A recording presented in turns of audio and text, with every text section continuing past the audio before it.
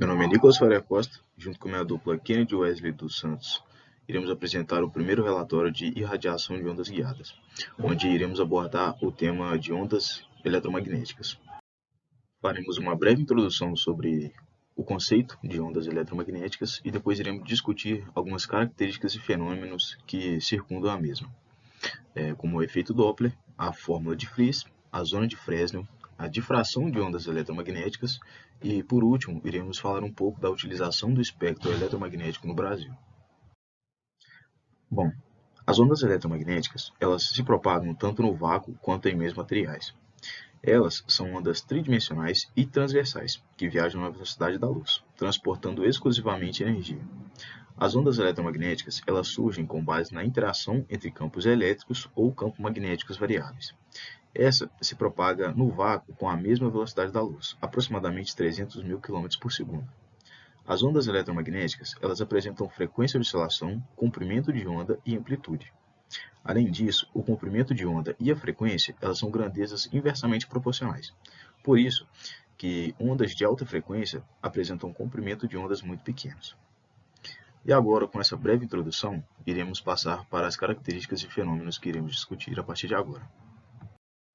A começar pelo efeito Doppler, esse é um fenômeno que ocorre com as ondas emitidas ou refletidas por um objeto em movimento com relação ao observador. Ocorre quando há aproximação ou afastamento entre uma fonte de onda e o observador.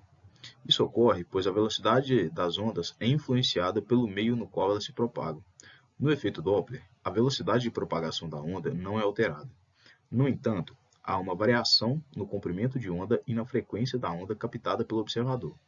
Assim, a percepção da frequência observada no efeito Doppler é relativa, portanto, é diferente da frequência de emissão da onda. A fórmula apresentada nesse slide é a fórmula utilizada para calcular a frequência de onda percebida pelo observador, onde F0 é justamente a frequência de onda percebida, FF é a frequência emitida pela fonte, V é a velocidade da onda no meio, V0 é a velocidade do observador em relação ao meio, e essa velocidade é positiva ao se aproximar da fonte e negativa ao se afastar, e VF é a velocidade da fonte em relação ao meio. Nesse caso, ela é positiva ao se afastar e negativa ao se aproximar do observador. Nas ondas eletromagnéticas, o efeito Doppler ele se manifesta através da mudança de cor da luz percebida pelo observador. Chamado também de efeito Doppler relativístico, ele pode ser percebido quando a fonte e o observador se afastam ou se aproximam com grande velocidade. Dessa forma, quando o observador e a fonte se afastam ou se aproximam com velocidade, o espectro da luz recebida apresenta um desvio para vermelho ou para violeta, respectivamente. Já quando a fonte e o observador se encontram, a coloração vermelha fica mais intensa. Esse fenômeno acontece pois a frequência de onda luminosa é maior quando o observador está parado do que quando encontra-se em movimento. O efeito Doppler ele é encontrado em qualquer propagação ondulatória. Por isso, ele está sempre presente no nosso cotidiano, sendo bastante útil para a astronomia. Os conhecimentos referentes a esse fenômeno permitem medir a velocidade relativa das estrelas e de outros corpos celestes em relação ao planeta Terra. O efeito Doppler ele é capaz ainda de medir a velocidade de objetos, como automóveis e aviões, por meio da reflexão de onda emitida pelo próprio equipamento, como radares baseados em radiofrequência ou laser que utilizam frequência luminosa. Desenvolvida por Harold Trepp Friis, a fórmula de Friis ela é utilizada em telecomunicação. Ela é responsável por relacionar a potência transmitida de uma antena para a outra em determinadas condições ideais. Na sua forma mais simples, dada duas antenas, a razão da potência recebida pela antena de recepção, PR, sobre a potência transmitida pela antena de transmissão, PT, é dada pela fórmula apresentada nesse slide, onde lambda é o comprimento de onda, D é a distância entre as antenas e GR e GT são os ganhos das antenas de transmissão e recepção, respectivamente. Os ganhos das antenas eles são medidos com respeito a antenas isotrópicas, em unidades lineares e não em decibéis, com o comprimento de onda e a distância nas mesmas unidades. A fórmula postula que a quantidade de potência transferida entre duas antenas ela é proporcional ao produto dos ganhos das antenas. De acordo com isso, Deficiências de baixo ganho em antenas de transmissão podem ser compensadas com um ganho alto em antenas de recepção e vice-versa. Isto é muito importante em várias aplicações práticas, dado que é, por sua vez, necessário uma antena ter baixo ganho devido à restrição de tamanho, peso ou potência disponível, como acontece com as antenas situadas em satélites ou naves espaciais. Esta fórmula simples ela é aplicável apenas sobre as seguintes condições ideais. As antenas devem estar em espaço aberto e não obstruído. PR é tida como a potência disponível nos terminais da antena de recepção. PT é tido como a potência disponível nos terminais da antena de transmissão. As antenas elas têm que estar alinhadas sobre a mesma polarização e orientadas de maneira que cada antena radie na direção de máxima radiação da outra. Essas condições ideais elas quase nunca são alcançadas em condições terrestres ordinárias, devido à obstrução, reflexões em edifícios e, ainda mais importante, devido à reflexão na Terra. Uma situação onde a fórmula é razoavelmente eficiente é em comunicações por satélite, onde a absorção atmosférica é desprezível. Outras situações ocorrem em salas anecoicas desenhadas para minimizar essas reflexões. Boa noite. Bom, o efeito denominado difração nada mais é do que o seu desvio ou espalhamento sofrido pela onda quando está contorna ou transpõe obstáculos colocados em seu caminho.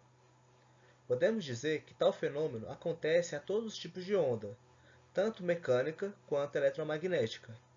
A maior ou menor capacidade que uma onda tem de sofrer difração está relacionada ao tamanho do obstáculo a ser contornado, ou à largura da passagem a ser transposta, e o seu comprimento de onda. A difração será tanto mais intensa quanto maior for o comprimento de onda quando comparado ao tamanho do obstáculo.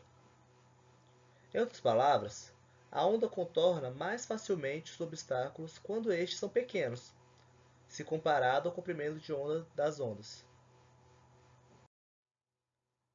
Como já havíamos dito, este fenômeno ocorre independentemente do tipo de onda.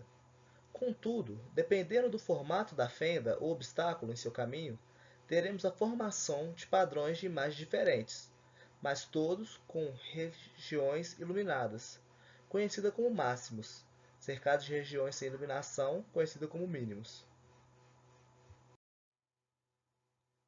A difração também é responsável por permitir que sinais de rádio venham a se propagar pela superfície curva da Terra, atingindo regiões além da linha do horizonte. Falando um pouco agora sobre o espectro eletromagnético, ela é uma escala de radiações eletromagnéticas. Nele estão representados os 7 tipos de ondas eletromagnéticas: ondas de rádio, microondas, infravermelho, luz visível, ultravioleta, raio-x e raios gama. As ondas se propagam à velocidade da luz e, com exceção da luz visível, são todas invisíveis a olho nu.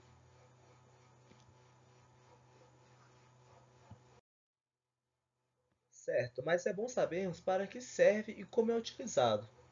O espectro eletromagnético mede as ondas eletromagnéticas. Elas têm a mesma velocidade, mas diferem em frequência e em comprimento.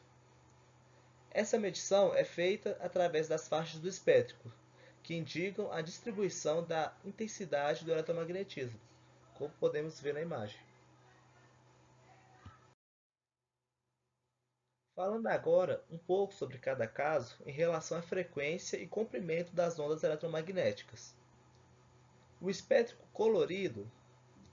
é colorido porque cada uma das ondas oferece a sensação de uma cor, cores essas que estão associadas às suas frequências. Desse modo, as ondas mais longas localizam-se mais próximo do vermelho, por sua vez, quanto menor, mais perto do azul. As ondas que têm a frequência mais baixa são as mais longas. As ondas que têm a frequência mais alta são as mais curtas. Bom, ondas de rádio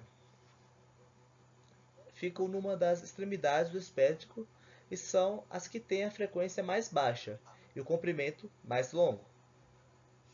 Já as microondas, logo a seguir às ondas de rádio, localizam-se as microondas, as quais continuam com frequências baixas e menos compridas do que as ondas de rádio. Já infravermelho, já mais ao centro do espectro, o infravermelho localiza-se ao lado da luz visível. Assim, apesar de não poder ser visto a olho nu, o infravermelho pode ser visto através de equipamentos. Já na luz visível, tal como o nome indica, é a única onda eletromagnética que pode ser vista a olho nu. Os raios violetas, do outro lado da luz visível, localizam-se os raios ultravioleta. Apesar de não ser visível, os seus efeitos podem ser sentidos. É o que acontece quando nós expormos ao sol. Em relação ao raio-x, na sequência dos raios ultravioleta, estão os raios-x, os quais também são invisíveis ao olho humano. Raios gama, na outra extremidade do espectro, localizam-se as ondas que têm a frequência maior e o menor comprimento, que são os raios gama.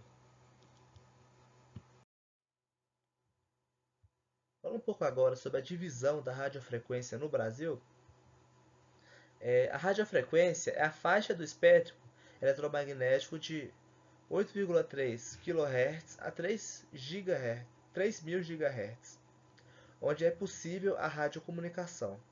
O espectro de radioconferências é um recurso limitado, constituindo-se em bem público conforme prevê a Lei de número 9.472, de 16 de julho de 1997, que é administrado pela Anatel. Na administração do espectro de radiofrequência, são observadas as atribuições de faixas, definidas em tratados e acordos internacionais, aprovado na União Internacional de Telecomunicações, UIT, e periodicamente é emitido o Plano de Atribuição, Destinação e Distribuição de Faixas de Frequências no Brasil, o qual contém o detalhamento do uso das faixas de radiofrequência associadas aos diversos serviços e atividades de telecomunicações, como rádio e televisão.